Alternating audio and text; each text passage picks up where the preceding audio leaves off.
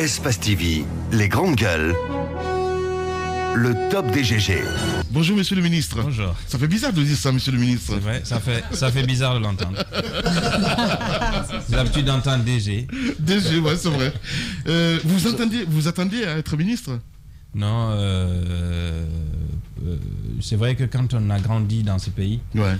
Et quand on a subi tous les bombardements de discours politiques qu'il y a dans ce pays, à un certain moment, on se laisse rêver. Ouais.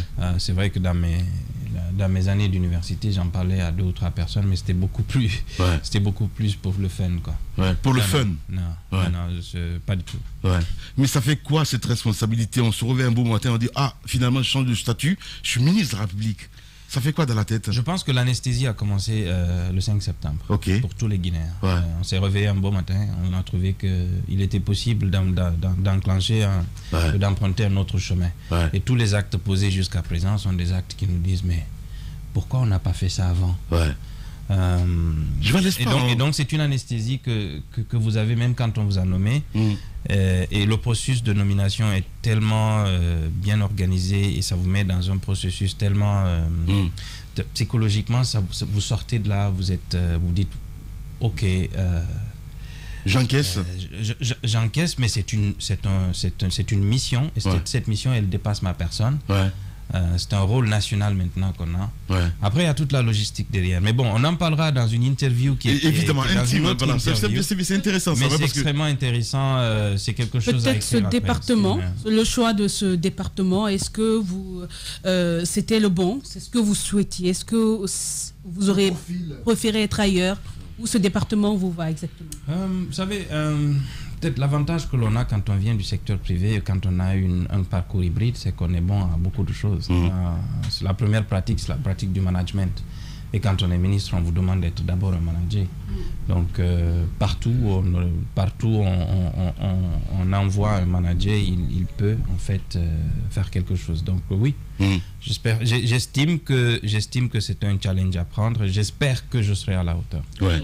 Parce que les défis sont... Cette question quand même, lorsqu'on vous a fait la proposition de venir dans ce département où il y a une histoire de 200 milliards, qu'est-ce qui s'est passé dans votre tête? C'est que quand vous succédez à Zenab Nabaya, vous n'êtes pas n'importe qui.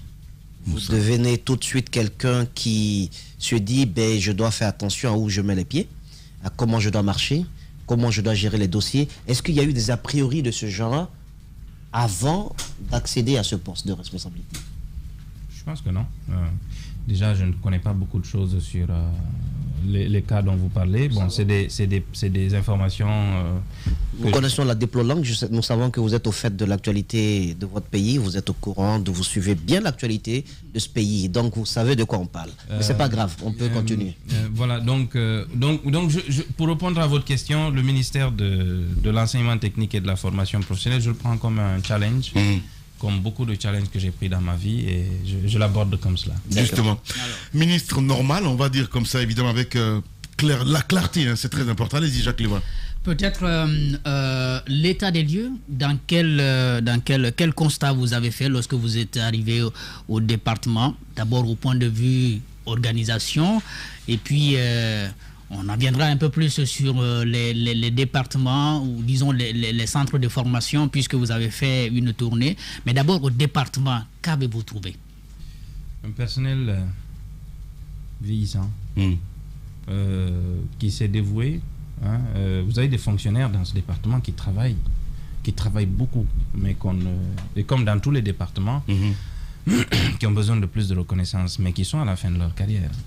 N'oubliez pas que on a envoyé 241 à la retraite là. Je pense que justement le désavantage que l'on a, c'est que les 241, on peut le considérer aussi comme une opportunité. Ça dépend de comment on voit. Vous avez tous les cadres qui partent à la retraite. Tous. Tout, presque. Vous avez des directions générales, des directions nationales entières qui perdent et le directeur national et son adjoint. c'est aussi une opportunité. C'est une opportunité de bâtir. Un danger aussi, hein, parce qu'il y a l'inexpérience qu'elle a aussi. Oui, mais vous savez, d'inexpérience, nous tous, on est des apprentis. Hein. Non, je ne parle pas du ministre, je parle évidemment de ces cadres. La base des techniciens. Vous savez, il y a une suite. Il y a une suite. Et je pense que dans plusieurs domaines, y compris l'inspection générale, au niveau de quelques directions nationales, il y a quand même des jeunes qui ont accepté de venir travailler, qui ont donc appris des anciens et qu'il faut peut-être mettre à niveau. Et c'est ça le premier défi. Hein. Le premier défi, c'est de rebâtir le capital humain. C'est de constituer une équipe de fonctionnaires de l'enseignement technique et de la formation professionnelle de l'emploi, des gens qui sont capables à la fois de conduire les politiques publiques, d'abord de les concevoir, de les conduire et au jour le jour de les traîner, de les traiter et de les manager.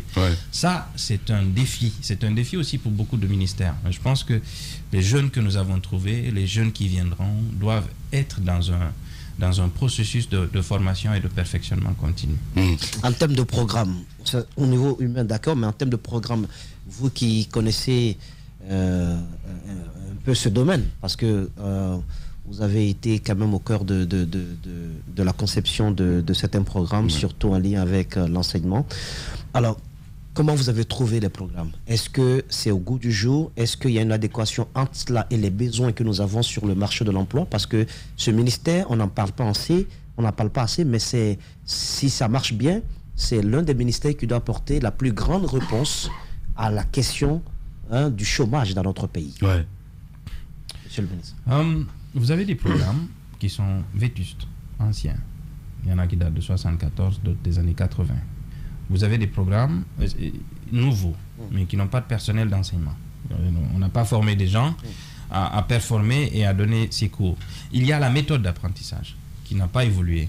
Maintenant, on est en train d'expérimenter tout ce qu'on appelle méthode d'apprentissage APC, apprentissage par compétence, qui est nouveau. Il faut aussi former du personnel pour pouvoir déployer ce genre de stratégie dans nos écoles.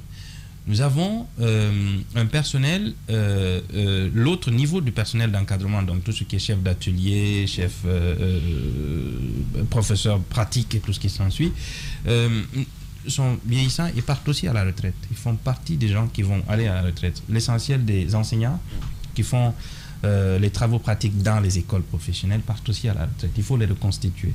Donc vous avez un mix entre un programme vieillissant, un personnel vieillissant et des écoles vétustes.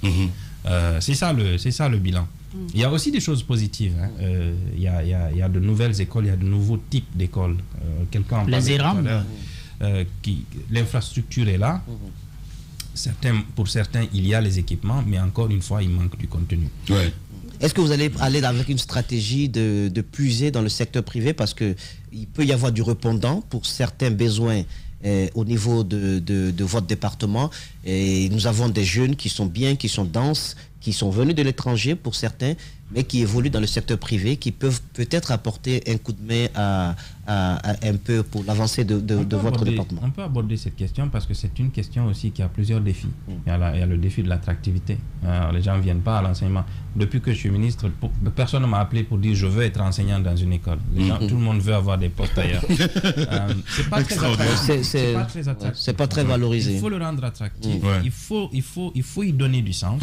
Il faut que les gens apprennent aussi à venir donner. C'est le sens même d'un des axes que j'ai choisi dans la stratégie que nous allons mettre en place.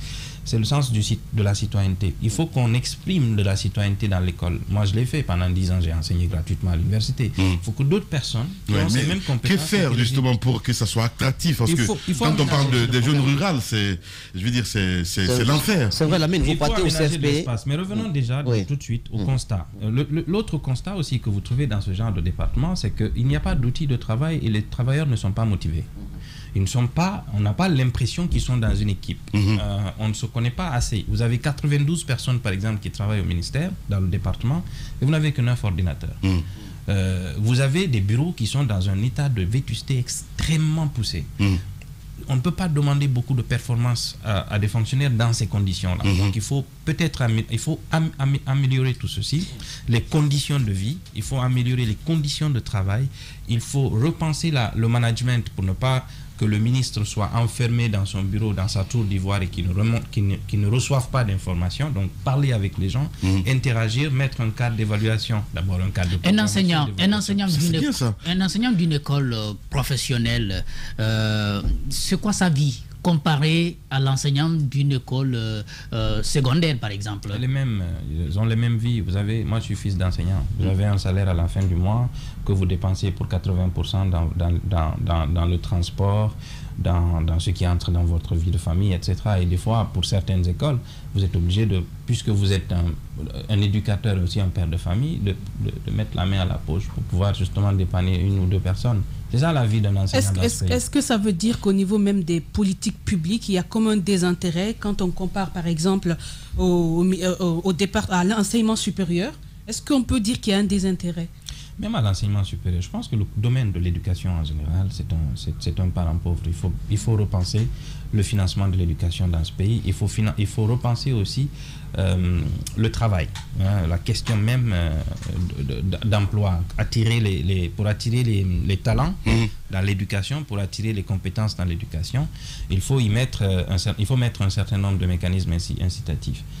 Ça prend le salaire, mais aussi il y a d'autres mécanismes, hein, la sécurité sociale, ça prend le logement, ça prend le transport, etc. Il faut mettre tout ça en musique pour que, à la fois, on ait des enseignants motivés, des élèves motivés. Donc, l'autre bonne chose que j'ai trouvée en termes de bilan dans ce département, c'est que dans chacune des écoles, vous trouvez des enfants assis qui ont envie d'apprendre. Quel que soit l'état de vétusté des écoles. Si vous voyez l'école de chemin de fer de Kaloum, c'est une école qui date des années 40, qui a formé beaucoup de gens, beaucoup de cheminots dans ce pays, mais qui est réduite à moins de 300 mètres carrés. Les bancs qui étaient là dans les années 50, ce sont les mêmes bancs que vous retrouvez dans cette école. Quand vous partez au CFP de Ratoma, le CFP de Ratoma, c'est une vieille ferme d'élevage de porcs qui a été créée en 1920 par un Français. Quand on a eu l'indépendance, on a récupéré le foncier, on en a fait une école. Il y a eu quelques maisons construites à côté, on a mis une direction. Je suis parti là-bas 100 ans plus tard. Les hangars qui servaient de porcherie ou qu'on a transformé en salle de classe sont les mêmes classes qu'on utilise jusqu'à présent. Wow. Alors, bien, monsieur le ministre Alpha Bakar Barry, il faut le rappeler, ministre de l'enseignement technique de la formation professionnelle. Allez-y, Antoine. Oui, moi, c'est par rapport aux collaborateurs. On a vu qu'il y a eu des nominations à vos départements, d'un secrétaire général qui est Youssouf Boundou Silla, également de Fatou Baldé. Est-ce que monsieur le ministre a eu son mot à dire pour le choix de ces cadres? Déjà que certains vieillisses qui ont pris de l'âge sont partis, est-ce qu'on vous a consulté pour le choix de votre secrétaire général et du chef de cabinet? L'autre question, ce sont les infrastructures. Il y a des écoles à Conakry, je veux citer celle offerte par le roi marocain à Nongo, qui est en train de chômer. Une belle école, une belle infrastructure qui, depuis le don, n'est pas encore entrée en opération. Dites-nous ce qui en est. On commence par les infrastructures parce que c'est ce qui est plus important. Bon, soit dit en passant, moi je suis très chanceux en tant que ministre de recevoir Youssouf Boundou Silla et Fatou Baldé Ansane, qui sont deux cadres qui ont des backgrounds différents et qui sont extrêmement compétents dans leur domaine. Donc très chanceux. Est-ce que le ministre a été consulté? Oui, bien sûr. Espace TV, les grandes gueules. Le top des GG. Mais comment comprendre quand même le pourcentage? Quand on parle de 2%, qu'est-ce que vous faites dans ce sens-là pour inciter ces jeunes, Amadou Sow qui veut être agripreneur demain, comment faire en fait pour qu'ils puissent se dire oui, je vais aller dans ce domaine-là? Lamine, deux choses. Première chose, il faut que les écoles dans ce domaine soient attractives. Il faut qu'elles soient sexy. Sexy. Ben oui. Les grandes gueules. Il faut qu'on montre dans ces écoles ce qui est fait. Aujourd'hui, le Guinéen lambda ne sait pas il y a combien d'écoles professionnelles dans ce pays, qu'elles forment à quoi. Quand tu en sors, tu as quel diplôme et puis tu es bon à quoi. Justement. Tu es employé. En même temps, c'est comme si c'était une honte en fait. Mais finalement, ce qui manque, est-ce que c'est pas cette vision même d'un État de dire voilà ce qu'il faut à notre État, on a ses besoins et c'est ainsi qu'on pourrait avoir les ressources humaines, l'adéquation entre la demande et, je crois que c'est l'expression, la demande et l'emploi sur le terrain. Et l'offre, voilà, l'expression m'échappe. Est-ce que c'est pas ce manque de vision quand même? Cette démarche a été réglée. Monsieur le Premier ministre a été clair. Pendant la retraite de Kindia, on a dit il faut investir dans l'employabilité des jeunes. Donc il faut investir dans la qualification et puis dans l'adéquation entre cette qualification et la demande. On a travaillé sur cela, on a un plan d'action. Pendant les journées de formation, les journées de la formation professionnelle, on vous dira le diagnostic, qui a été fait sur une base où les cadres ont travaillé pendant longtemps. On vous montrera une stratégie et on vous dira voilà où on va. Voilà ce qu'on va faire, par exemple, dans le domaine de l'agriculture, des écoles d'agriculture. Vous aurez le ministre de l'Agriculture qui viendra s'asseoir et qui dira j'ai besoin de faire ça et j'ai besoin de tel type de main-d'œuvre.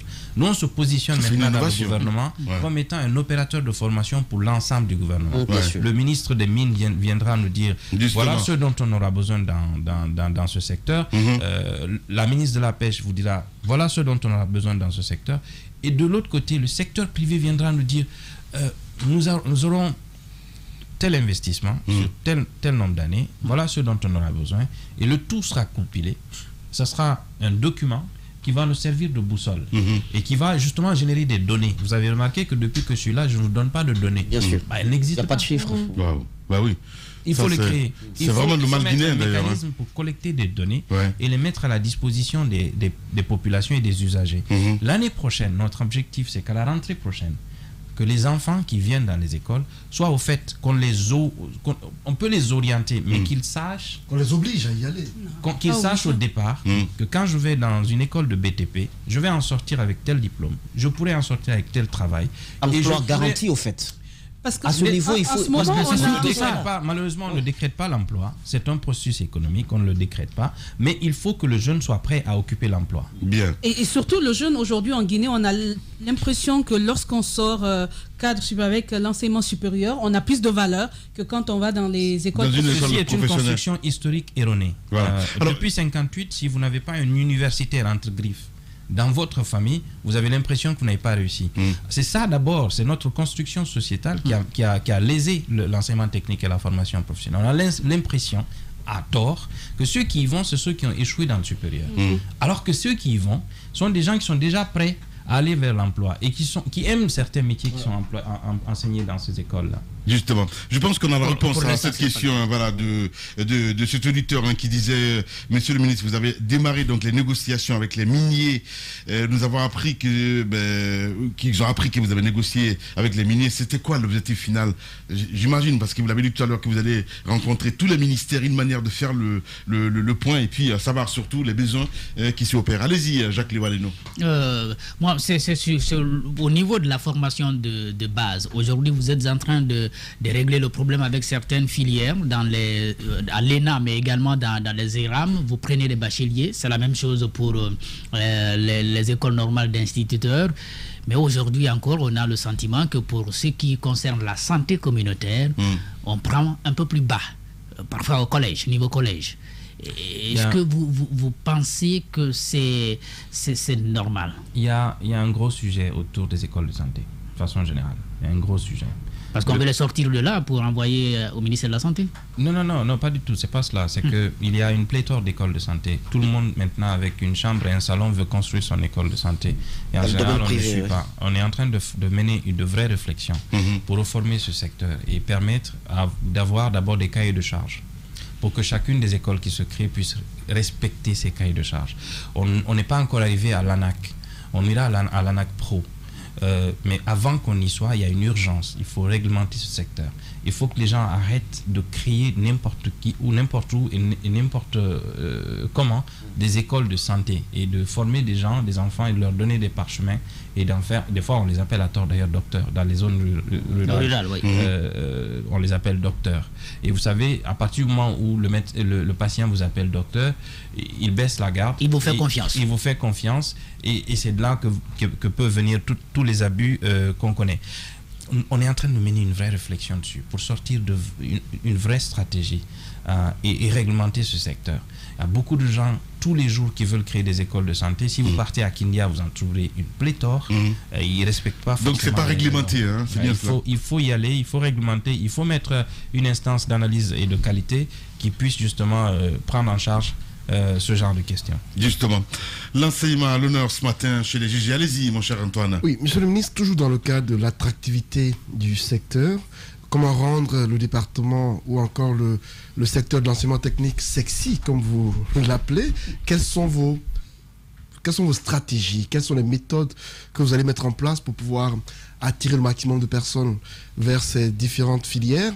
Est-ce qu'il y a des réformes en cours? On parle de journées bientôt qui vont se tenir. Parlez-nous un peu des réformes que vous comptez envisager dans les jours à venir. Alors, au-delà des journées, les journées sont faites d'abord pour attirer l'attention sur l'enseignement technique et la formation professionnelle. Elles auront lieu quand et communiquer ce secteur. Ce sont les 9, 10 et 11 de ce mois. Ce sera au chapiteau Baïssa, où on aura à la fois l'enseignement, les professionnels d'enseignement technique qui vont faire le bilan. Ensuite, on aura le secteur privé qui viendra pour parler des perspectives et de leurs attentes en termes de qualification de main-d'œuvre qualifiée. Et la troisième journée sera la journée des partenariats. Parce que nous avons estimé que là aussi, nous devons faire participer un certain nombre de personnes. Les partenaires techniques et financiers doivent être orientés sur un investissement impactant. Le secteur privé doit pouvoir participer à la gestion de l'école. Les conseils d'établissement, qui sont les conseils qui supervisent les directeurs, je vous ai parlé tout de suite des carences de management dans les écoles, doivent participer à la gestion de l'école.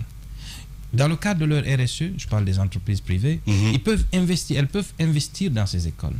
Elles peuvent investir sur la matière d'œuvre, qui est une ligne qui est assez demandée. En fait, les écoles ont besoin de matière d'œuvre pour pouvoir améliorer la pratique des apprenants.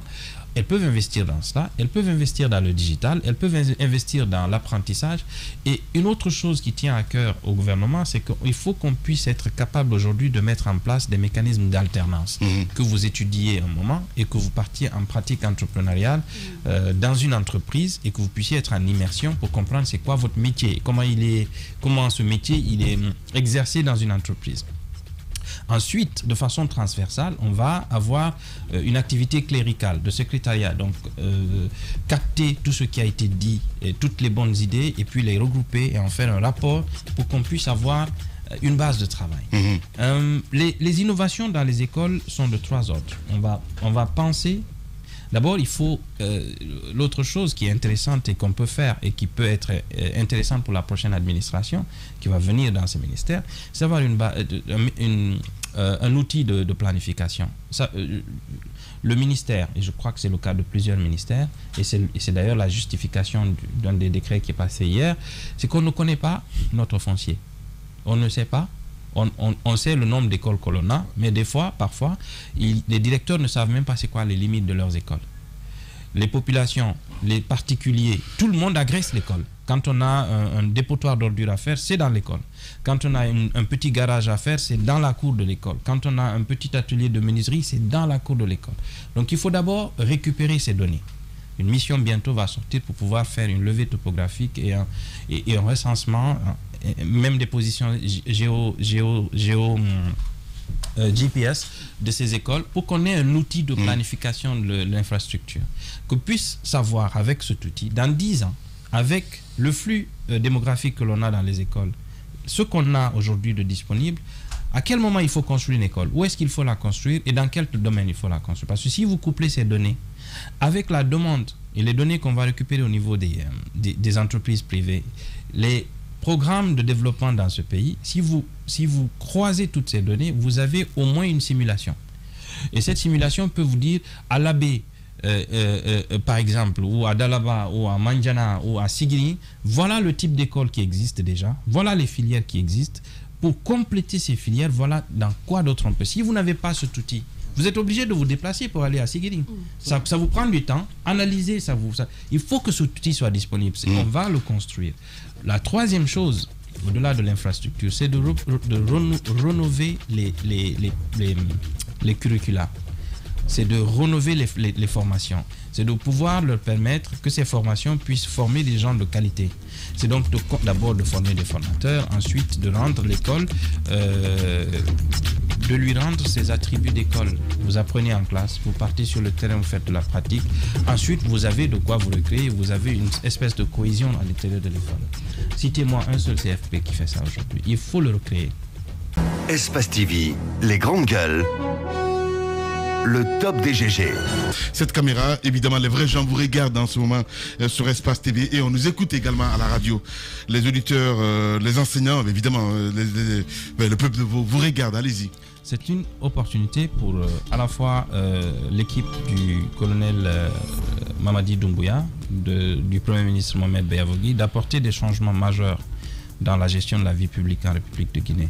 Donc c'est l'occasion également pour toutes les parties prenantes, les enseignants, les élèves, pour le cas en tout cas de la formation professionnelle, l'enseignement technique de la formation professionnelle, de participer pour co-construire l'avenir dans ce domaine-là.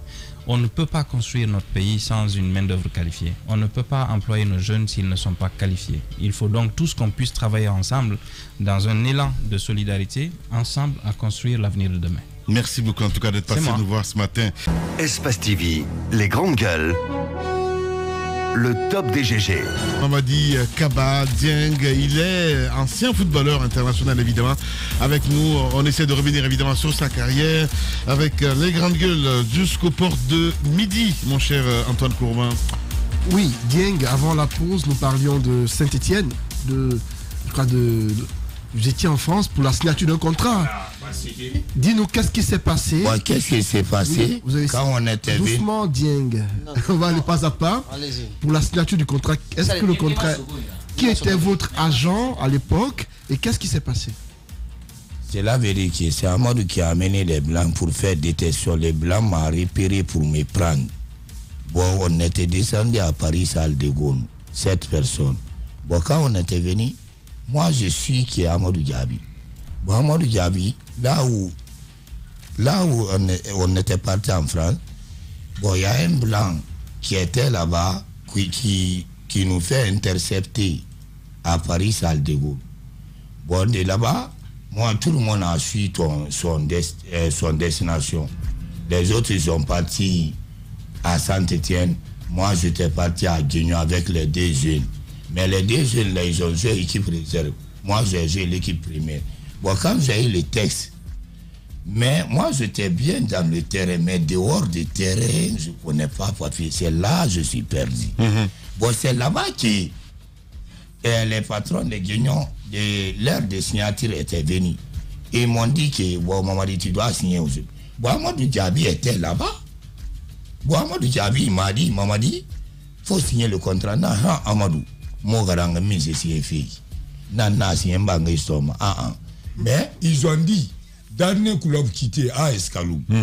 Bon, c'est la vérité. Dernier club quitté dans Kwapi Benima, nous faisons engagé. Bon, c'est que dernier club de Kobri Somane, Amadou Kobri Sto, bon, et acteur qui est dans le sang. Et Ati, et Nataou Meboure, alors il est en train de faire faute à Sto. Tu vois des malhonnêtes réunis là. Bon, et Ati, a signé dit. Nyama ko le contrat signé ma partie de Amadou na ici na Memedi na signé yeri minifi ana non signe seulement m'fasi depuis Amadou le mameni et fanta na signé et fa salaire pour le 15 mali maman salaire voilà il reste salaire yeri à 2500 non 2500 euros. Il reste salaire par mois. Ma ko la négocier tout parce que mon karang. Maintenant fierté la baba mo ki. Attends négocier. Amo kini mbara honneur soyi. Mais je suis têtu sur le papier. Ala mama yongo wa jibara bi abara ngono aba testo. Afanga intelligence ya masa bangi sarambenu. Aga idée sognenu. Parce que ntambara ono de terrain ku mu de world mu tebili ku. Botebilinu atanam fa wonere manu atamba s'il était honnête a kulukobi na mina atamba ngi sarantambem et voilà comprendre mais lui m'a trembali il a fui avec mon argent c'est nous avons prime de signature il nous prime de signature les grandes gueules tu t'imagines et contrat signé prime de signature mi-tambe. Bon, la prime de signature, alors que c'est des territoires des Blancs, ils ne trisent pas. Quand tu signes, il y a l'argent qui sort. Et tu as fait combien de temps là-bas? 2 ans. 2 ans de contrat. Tu jouais. Et puis j'ai payé chaque ça. Mon grand PNFI. Là où on paye chaque $100 en cas, si tu ne joues pas, tu es blessé. La sécurité sociale. Voilà, chaque mois, c'est le... Il ça, 100. Bon, ça n'a pas foutu, ça n'a pas foutu. Assurance, sécurité sociale. Voilà, je mets en cas, quand il m'a fait l'eau, il dira, allons-nous à malheur, il n'a pas une femme. Bon, ça m'a pas ça, c'est un gros point d'intérêt. Bon, moi, il y a bien un lama. Attends, Nassi, attends, moula mana démarche là-bas. Attends, oui, ça c'est. Oui, regarde, Namadou Diaby, pourquoi il a fini mon soirée à vice-président alors qu'il a bouffé. Il a bouffé pour moi. Peut-être qu'on va donner la parole aussi à Amadou Diaby pour qu'il puisse expliquer exactement ce que lui il a dit. Il a dit que, regarde, un contrat de deuxième division à 10 000 euros, on a mené Nabil. 2 ans, oui. 2 ans, oui. Maintenant, mais bon. On a 10 000 euros sur le Libanais, il y a ta mousse et c'est tout. Amadou n'a pas ta mousse et tout. Attends 10 000 sur le Libanais.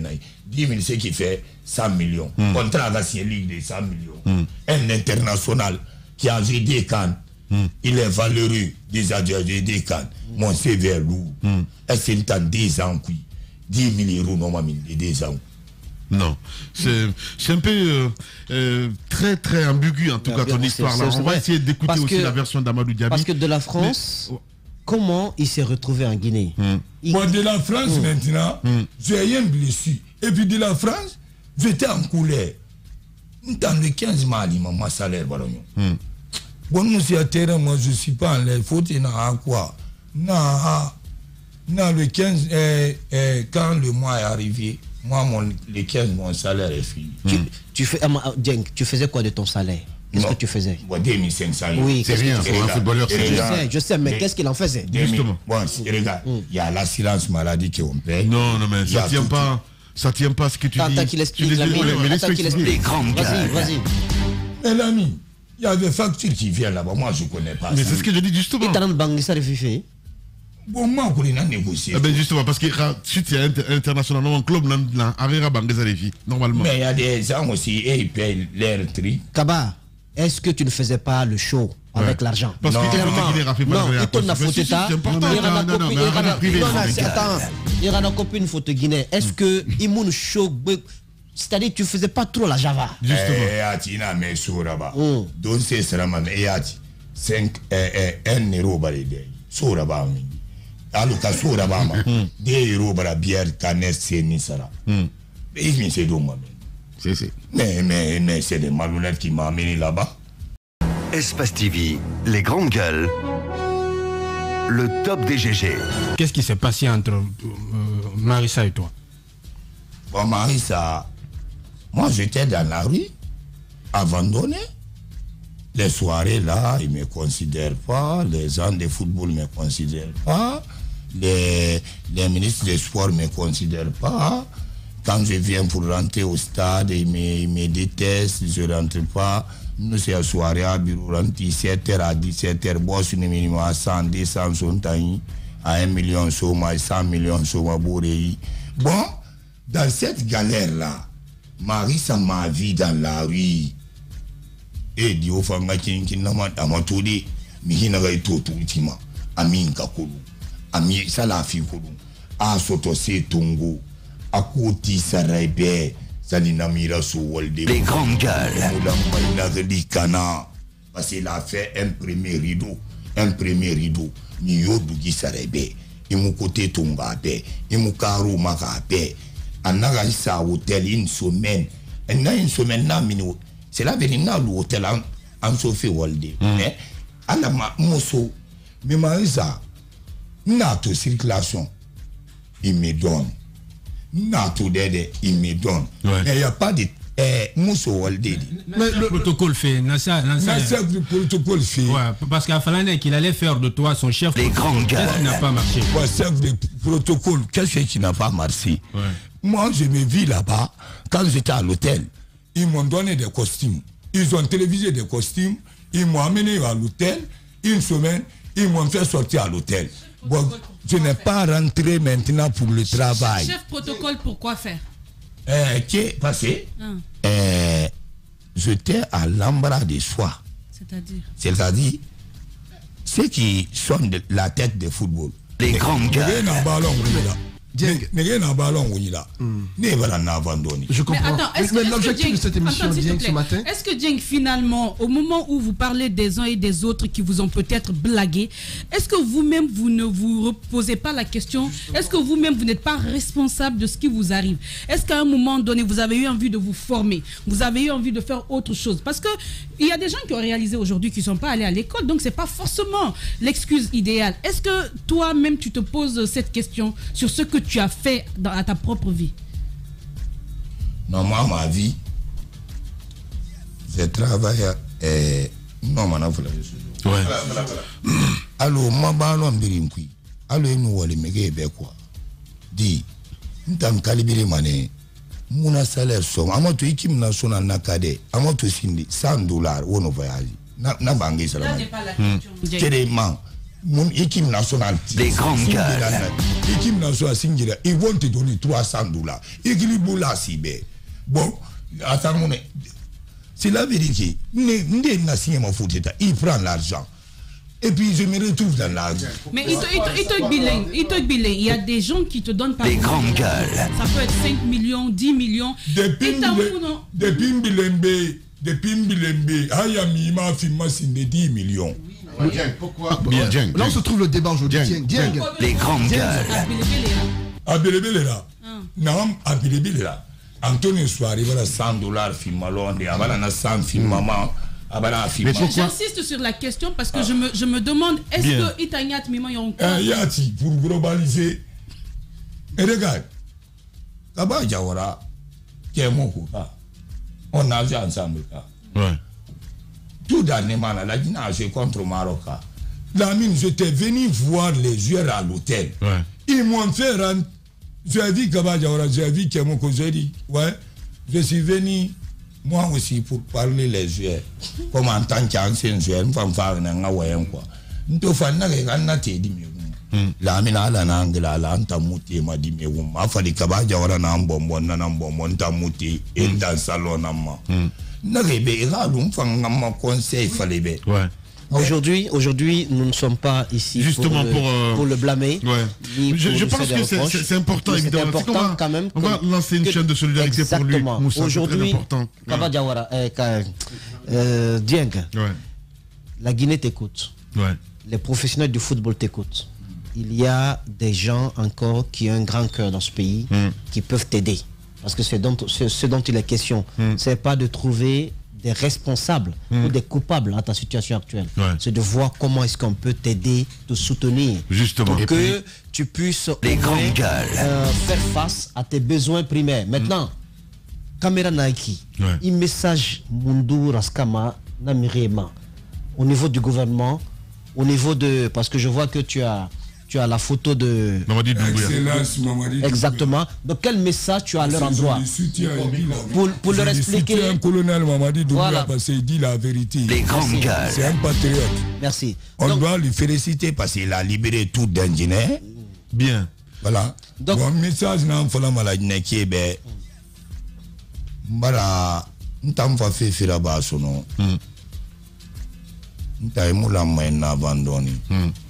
Mara kalibiri ntano bere manende boma ntabi boma nyire boma enteti comme mo école kulu mo garangi ntamme mi enu dogo unu ke mo ya ke mi enu mi me folo man tanteti nam parce mbalon kulu musebeli kulu sali fala fi Mamadi dogo na soirée ana adere na arabi par mois 3 millions et manama kana galine ngasa formation naba. Bien. Moi je suis pas là maintenant pour dire que je me compare au bureau, là où je peux prendre un peu de millions par mois pour faire moi ma vie quotidienne.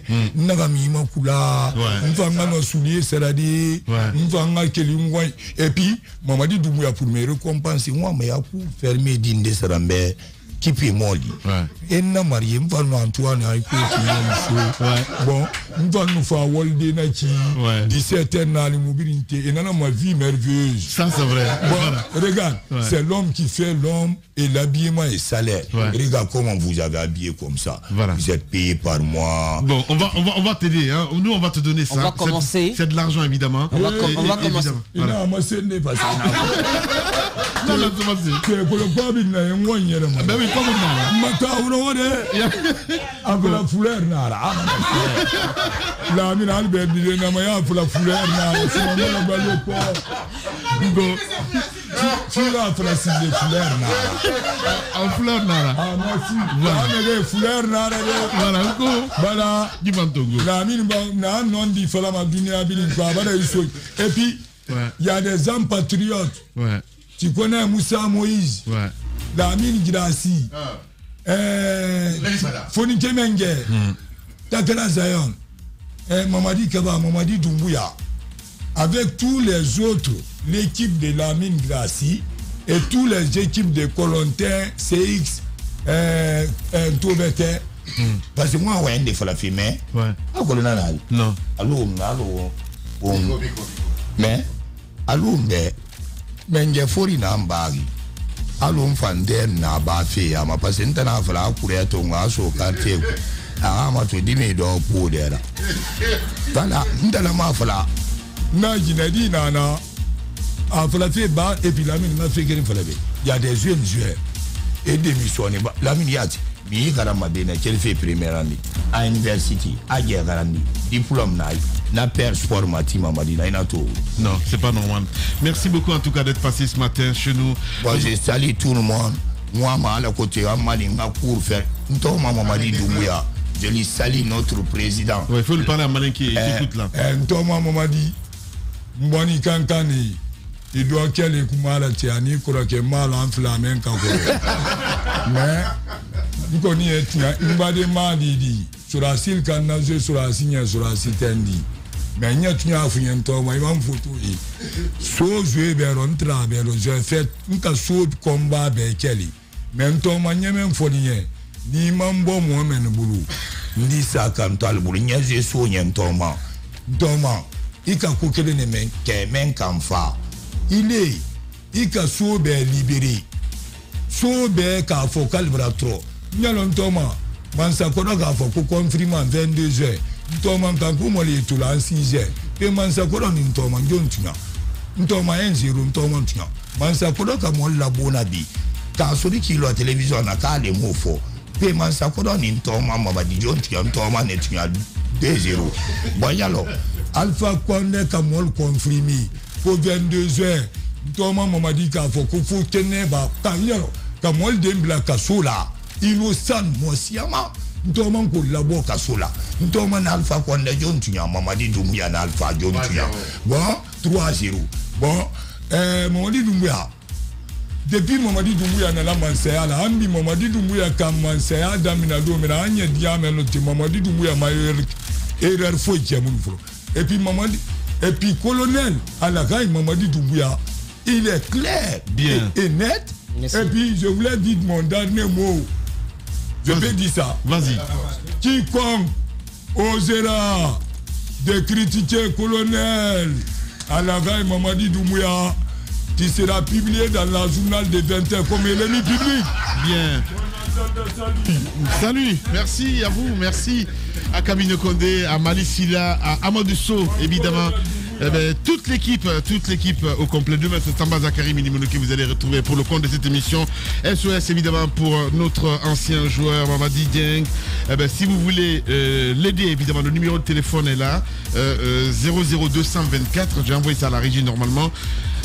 600 voilà, 66 15 29 13 13. Donc c'est le numéro de téléphone de notre invité ce matin. Donc 66 15 29 313, c'est bien cela. Merci à vous tous. Dans un instant sur Radio Espace, les programmes continuent sur Espace TV. La rédaction vous retrouve avec le 19h45. On vous retrouve lundi. Prenez soin de vous. Au revoir.